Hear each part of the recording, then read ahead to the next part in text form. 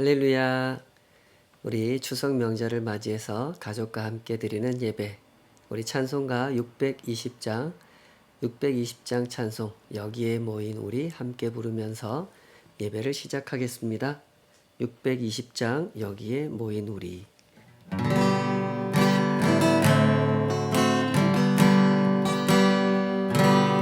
여기에 모인 우리 주의 은총 받은 자여라. 주께서 이 자리에 함께 계심을 아노라. 언제나 주님만을 찬양하며 따라가리니 시험을 당할 때도 함께 계심을 믿노라. 이 믿음 더욱 굳세라. 주가 지켜주신다. 어두운 밤에도 주의 밝은 빛 인도하여 주신다. 주님이 뜻하신 일 헤아리기 어렵더라도 언제나 주 뜻 안에 내가 있음을 아노라. 사랑과 말씀들이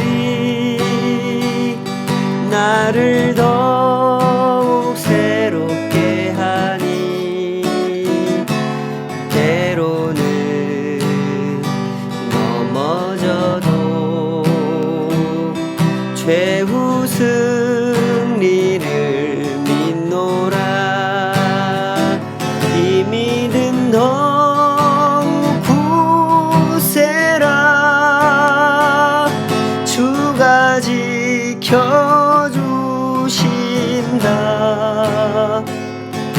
어두운 밤에도 주의 밝은 빛 인도하여 주신다.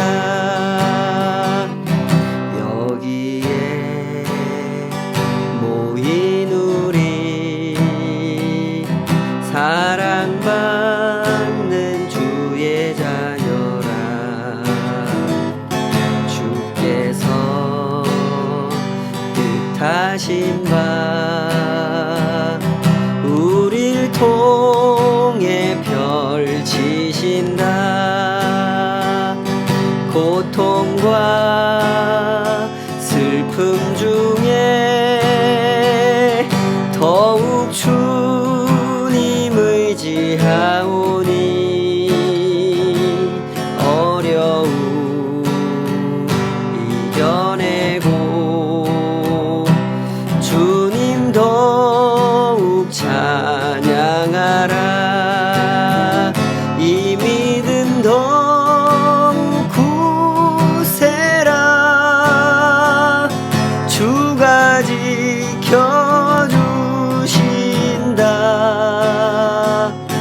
어두운 밤에도 주의 밝은 빛 인도하여 주신다.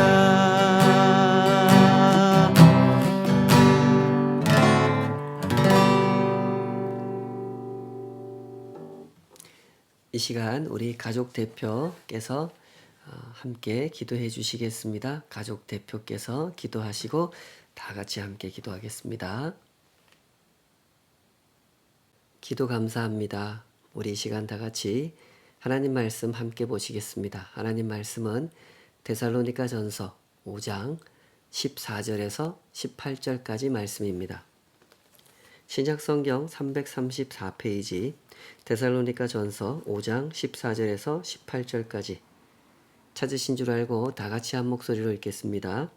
시작. 또 형제들아 너희를 권면하노니 게으른 자들을 권계하며 마음이 약한 자들을 격려하고 힘이 없는 자들을 붙들어주며 모든 사람에게 오래 참으라.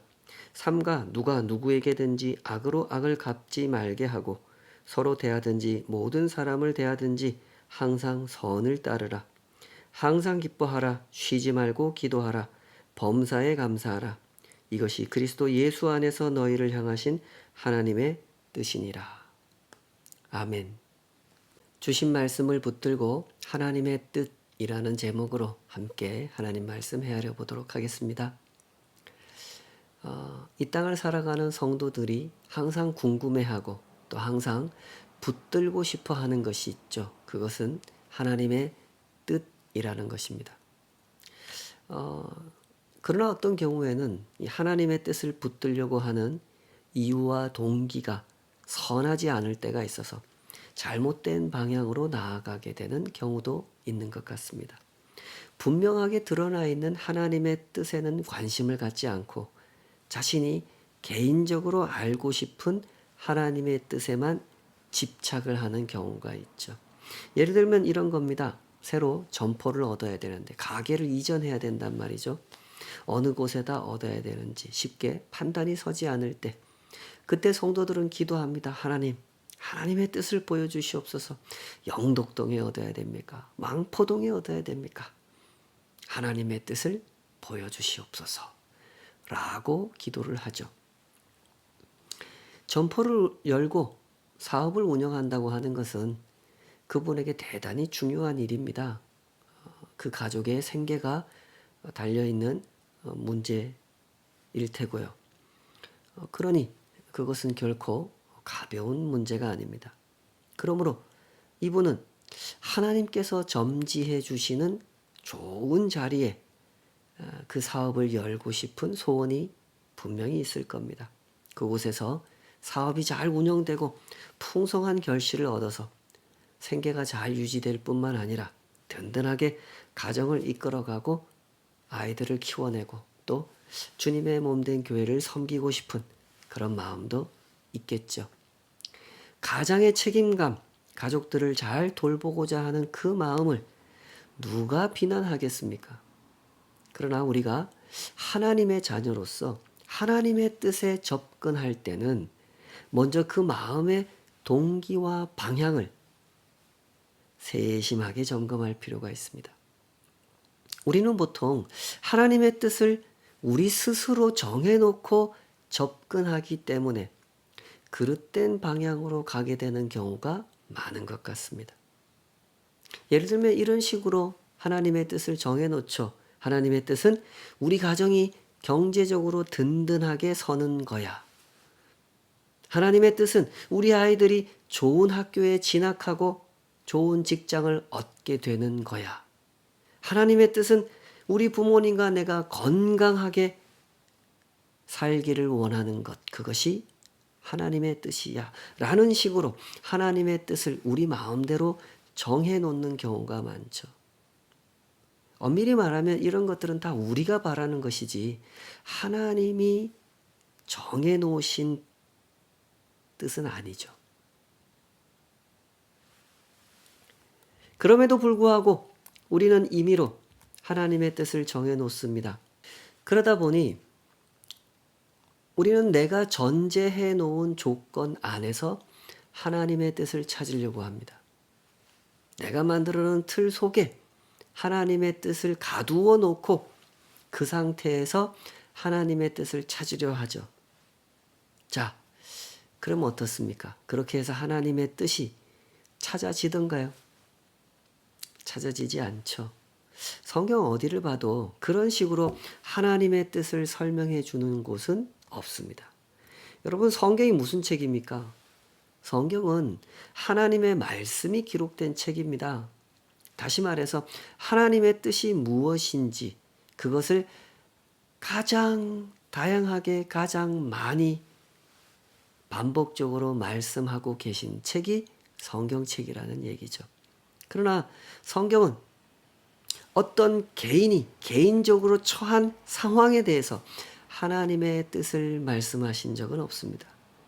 그 사람이 점포를 얻을 때 어느 곳에다가 얻어야 되는지 알려주신다거나, 자녀의 진학을 결정할 때 문과로 진학해야 되는지 이과로 진학해야 되는지 그런 걸 알려주시는 대목은 없단 말이죠. 그러나 성경 어디를 펴도 하나님의 뜻을 알려주시는 말씀이 가득합니다. 이런 식으로 알려주십니다. 데살로니가전서 4장 3절, 하나님의 뜻은 이것이니 너희의 거룩함이라 곧 음란을 버리고 각각 거룩함과 존귀함으로 자기의 아내 대할 줄을 알고 하나님을 모르는 이방인과 같이 세욕을 따르지 말고 이 일에 분수를 넘어서 형제를 해하지 말라. 베드로전서 3장 17절, 선을 행함으로 고난받는 것이 하나님의 뜻일진데 악을 행함으로 고난받는 것보다 나으니라. 잠언 9장 17절, 가난한 자를 불쌍히 여기는 것은 여호와께 꾸어드리는 것이니 그의 선행을 그에게 갚아 주시리라. 데살로니가전서 5장 14절부터 18절, 오늘 읽은 본문이죠. 항상 기뻐하라, 쉬지 말고 기도하라, 범사에 감사하라, 이것이 그리스도 예수 안에서 너희를 향하신 하나님의 뜻이니라. 하나님의 뜻은 이런 식으로 선명하게 드러나 있습니다. 세속의 타락한 문화로부터 자기를 지켜 거룩하게 행하고 선을 행함으로 고난을 받고 연약한 형제를 돌보아주고 가난한 사람을 채워주고 항상 기뻐하고 쉬지 말고 기도하고 범사에 감사하는 것이 하나님의 뜻입니다. 그러므로 우리에게 정말로 필요한 하나님의 뜻이 무엇인지 잘 헤아려 보시기 바랍니다. 하나님은 쓸데없는 말씀을 우리의 현실과 다른, 우리의 현실에는 도움이 되지 않는 쓸데없는 말씀을 성경에 기록해 놓으시는 분이 아닙니다. 그렇게 믿으시죠? 하나님은 언제나 우리에게 꼭 필요한 말씀을, 우리에게 유익한 말씀을, 그 하나님의 뜻을 성경에 이렇게 기록해 놓으셨습니다. 그러니 우리는 그 말씀을 신실하게 붙들고 따라가야 하는 것이죠. 성경에 있지도 않는 하나님의 뜻을 찾으려고 애쓰지 말고 이미 드러나 있는 하나님의 뜻을 성실하게, 진실하게 붙들고 따라가면 하나님께서 우리의 삶 가운데서 은혜롭고 풍성하게, 선하게 일하신다는 것이죠. 코리 텐붐이라는 이름을 기억하실 겁니다. 네덜란드 사람인데요. 이분이 1892년생입니다. 2차 대전이 일어났을 때 2차 대전이 일어나고 조금 있다가 독일이 네덜란드를 점령하게 되죠. 그때 이분 나이가 50대 초반이었습니다. 80대 아버지, 이모들, 또 언니, 그리고 갈 곳 없는 사람들을 돌보면서 하나님의 뜻을 붙들고 살아가는 그 가정의 막내였습니다. 그때 나이가 50대 초반. 히틀러는 곧 유대인들을 괴롭히고 붙잡아가고 학살하기 시작했죠. 코리의 가족들은 이러한 상황 속에서 유대인들이 학살을 당하게 되는 이 모든 위험한 현실 속에서 하나님의 뜻을 구했고 하나님께서 유대인들을 돕기 원하신다는 것을 분명히 알았고 그 뜻대로 순종합니다. 그래서 비밀스럽게 조직을 형성하고 유대인들을 구해주기 위해서 애를 쓰는 그 사람들과 비밀 작전을 벌이면서 이 유대인들을 은신처에 숨겨주고 도망갈 수 있게 해주고 또 자기 집에서 그렇게 돌봐주는, 물론 숨겨서 돌봐주는 거죠. 그런 활동을 오랫동안 감당하게 됐습니다. 그러다가 결국 게슈타포에 발각이 되고 80대, 83세가 되신 그 아버지로부터 이 일에 가담했던 모든 가족들이 붙잡혀가게 됩니다. 제일 큰 언니 베시도 또 막내인 코리도 붙잡혀가게 되죠. 그렇게 수용소에 끌려가게 된 지 얼마 안 돼서 아버지는 수용소에서 돌아가시고 베시 언니와 코리 이 막내가 같은 수용소에, 감사하게도 그래도 둘은 떨어지지 않고 같은 수용소에 끌려가게 됩니다. 악명 높은 그 나치의 그 포로 수용소 들어보셨고 또 간접적으로 이렇게 보신 적이 있을 겁니다. 악명 높은 그 수용소에 이곳저곳에 끌려다니다가 독일의 그 라벤스부르크라는 수용소로 끌려가게 됩니다. 새로운 수용소로 옮겨와서 새로운 막사에 들어가게 되는데 이 28호 막사라고 불려지는 이곳에 들어갔는데 정말 너무너무 기가 막힌 광경이 펼쳐지죠. 원래 400명을 수용할 목적으로 지은 그런 막사였는데 1400명이 이곳에 들어와 생활을 합니다. 침대는 뭐 너무나 엉성하고 뭐 악취가 나고 더럽고 사람은 많이 들어와 있고 이 막막한 현실 속에서 어떻게 살아가야 되나 마음에 그 고민을 하고 있는데 갑자기 코리의 다리를 뭐가 꽉 무는 느낌이 드는 겁니다. 보니까 벼룩이에요. 베시 언니와 코리가 이 광경을 보고 서로 놀라서 소리를 지르고 난리가 났습니다. 언니 벼룩이야. 세상에 여기도 있네 저기도 있네. 여기 벼룩 천지야. 앞으로 어떻게 살아가지? 여기서 어떻게 살아가지? 그때 베시 언니를 보니까 베시 언니가 기도를 하는 거예요. 보여주세요. 하나님 여기서 어떻게 살아가야 할지 보여주세요.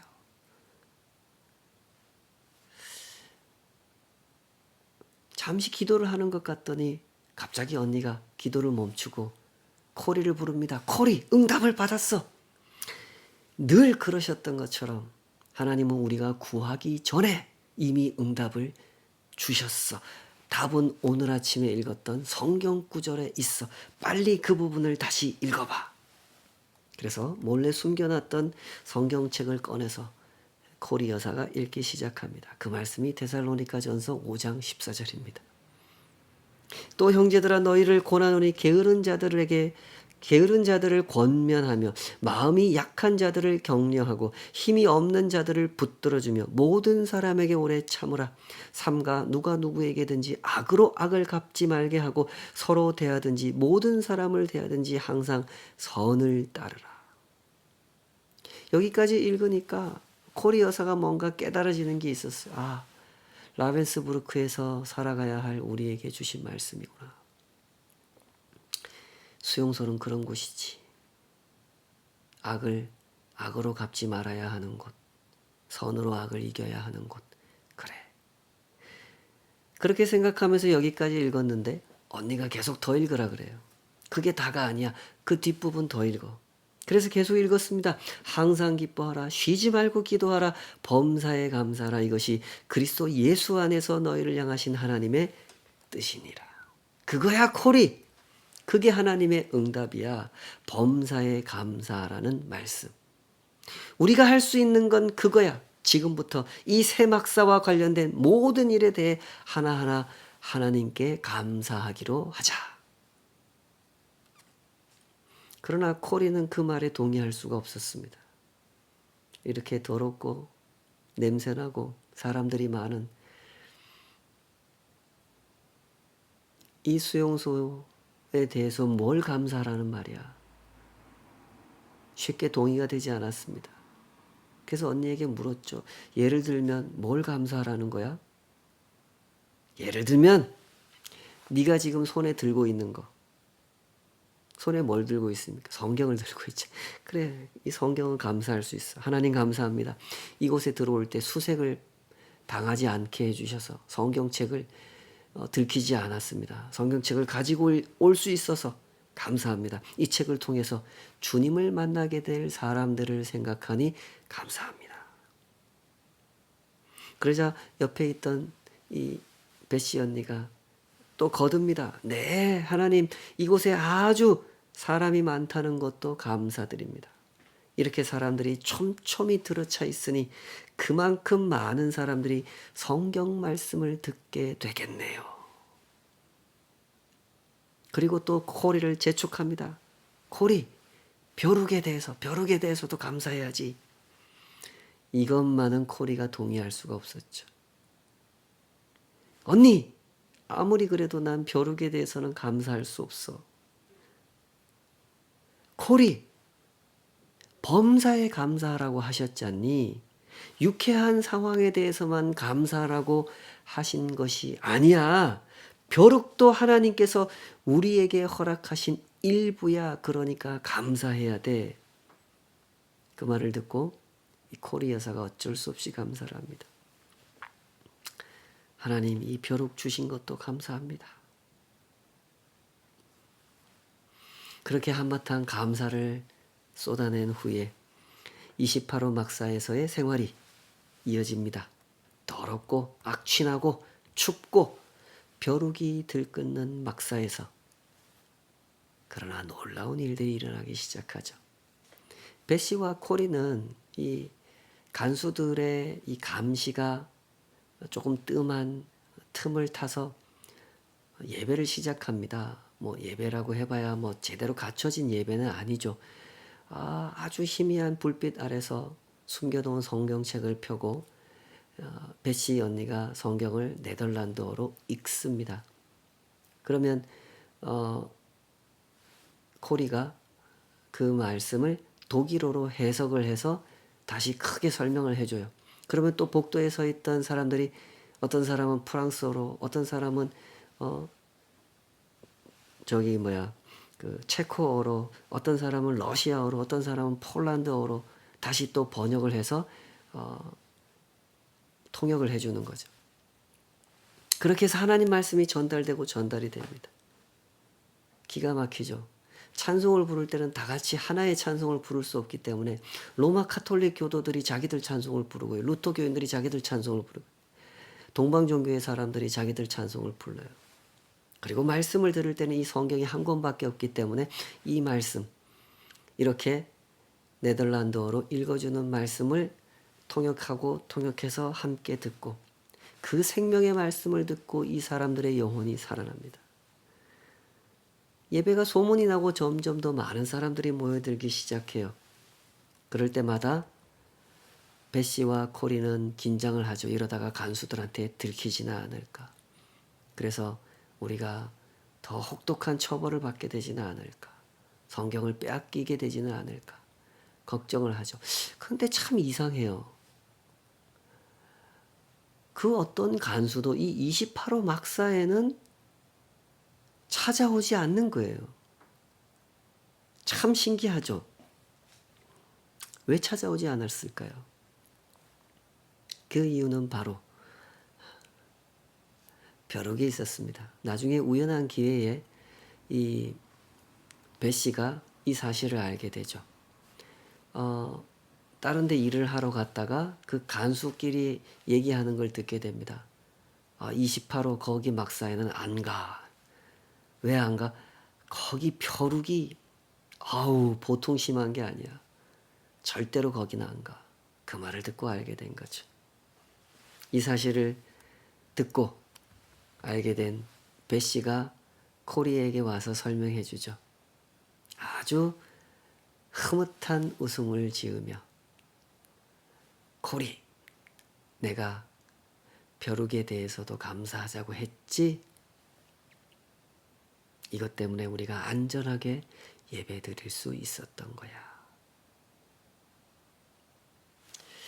가족들과 함께 모여 앉아 하나님을 모시고 예배하면서 명절에 이 복된 시간을 보내시는 여러분, 이 복된 시간이 여러분 모두에게 감사를 고백하는 시간이 되기를 축복합니다. 힘들었던 일들도, 어려웠던 일들도, 즐거웠던 일들도, 마음대로 풀리지 않았던 일들도 하나님 앞에서 감사하면서 하나님께서 이루실 일들을 더욱 사모하면서 서로를 격려하는 이 복된 시간이 되시기 바랍니다. 주는 나의 피난처라고 하는 우리 코리 텐붐 여사가 써낸 그 간증집을 꼭 한번 읽어보십시오. 제가 잠깐 소개한 이 한 토막의 이야기보다 훨씬 더 많은, 훨씬 더 풍성하고 선하고 은혜롭고 감사한 이야기들이 이 책 속에는 가득합니다. 물론 그들이 겪었던 일은 참 힘겨운 일이었습니다. 냄새나고 더럽고 많은 사람들이 얽히고 설킨 상태로 고생스러운 중노동에 시달리고 허기진 배를 고르며 병들어 죽어가는 그 수용소의 생활은 참 비참한 생활이었습니다. 그러나 그곳에서도 하나님의 말씀이 울려 퍼지고 천국을 사모하는 영혼들이 생겨나며 하나님이 우리를 사랑하고 계신다는 그 사실을 붙들고 그 소망을 놓지 않고 이 땅의 순례길을 걸어간 하나님의 백성들이 모였고 하나님의 사랑을 고백했고 증거했고 함께 기뻐하는 일들이 가득했습니다. 그 일을 감당하다가 언니 배 씨는 먼저 수용소에서 죽음을 당했고 동생 코리는 나중에 알게 된 사실입니다마는 그 수용소 직원의 실수로 석방이 됩니다. 그래서 이 모든 이야기를 세상에 알릴 수 있게 된 거죠. 원래 그 수용소에서 일주일 뒤에 석방되기 일주일 뒤에 처형을 당할 예정이었죠.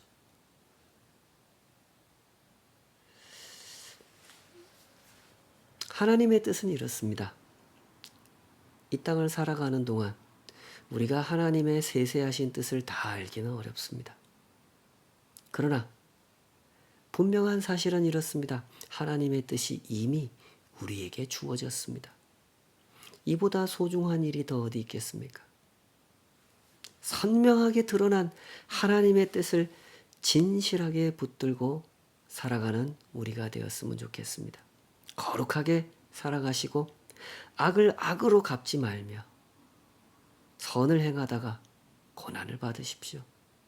항상 기뻐하고 쉬지 말고 기도하며 범사에 감사하십시오. 그 모든 일 위에 우리 하나님께서 선하게 일하셨음을 항상 목격하게 될 것입니다. 함께 찬송하겠습니다. 찬송가 301장 지금까지 지내온 것 함께 찬송한 후에 축도로 예배를 마치겠습니다.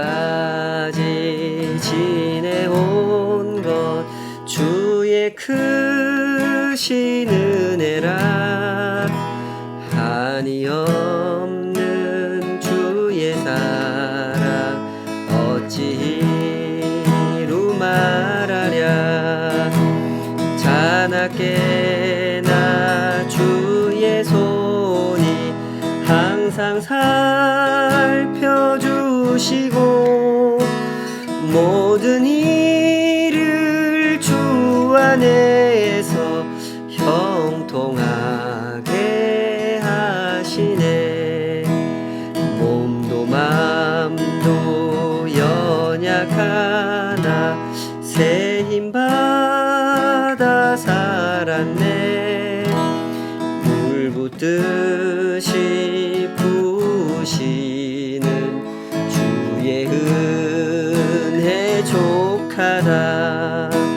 사랑 없는 거리에나 험한 산길 헤맬 때 주의 손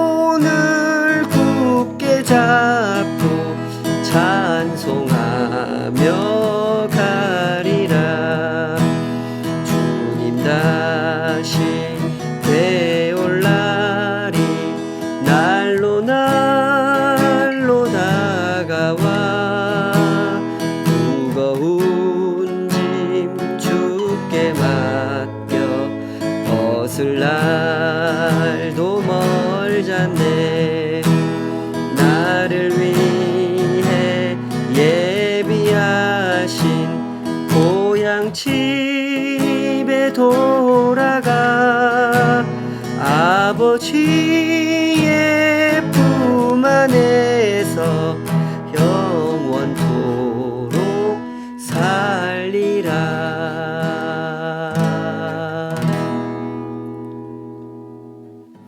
아버지 하나님, 감사합니다. 주님의 선하신 손이 우리 위에 역사하시고 오늘 이렇게 우리를 모으셨습니다. 삶의 한 걸음 한 걸음 하나님의 뜻을 바라보고 그 뜻이 비추어 주시는 길을 따라 겸손하게 걸어올 수 있도록, 때로는 많이 부족하고 연약하고 주님의 뜻을 헤아리지 못하던 때도 있었으나 주님의 크신 은혜가 저희들을 불쌍히 여겨주시고 오늘 이곳까지 인도해 주셨으니 그 은혜를 찬양합니다. 남아있는 날들이 얼마가 될지 알 수 없사오나 주님 앞에 서는 그날까지 오직 그 은혜를 찬양케 하여 주시고 그 뜻을 더욱 사모하게 하여 주시옵소서. 이제는 우리 주 예수 그리스도의 은혜와 아버지 하나님의 크신 사랑하심과 성령 하나님의 내주하심과 동행하시는 역사가 주님의 뜻을 신실하게 붙들고 살아가기 원하는 우리 모든 가족들 위에 이제로부터 영원까지 함께 하시기를 간절히 축원하옵나이다. 아멘.